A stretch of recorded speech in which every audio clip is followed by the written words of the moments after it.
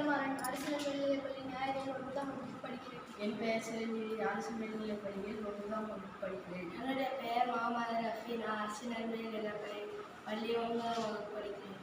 என் பெயர் கௌதம் அரசு மேல்நிலைப்பள்ளியில் 9ஆம் வகுப்பு படிக்கிறேன். என் பெயர் ஹரிஷ் அரசு மேல்நிலைப்பள்ளியில் 9ஆம் படிக்கிறேன்.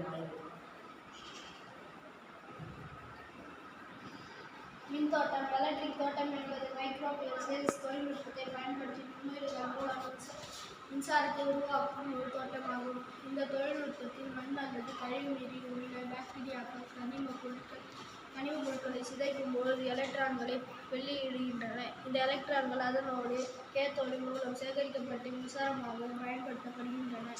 அமைப்பு தாவரம்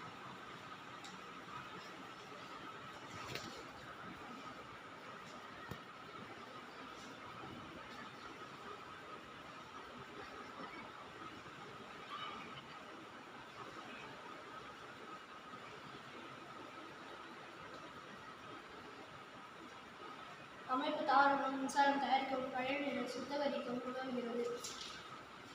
பயன்கள் தாவரங்கள் மின்சாரம் தயாரிக்கும் அதே நேரத்தில் தாவர வளர்ச்சிக்கு உதவுகிறது.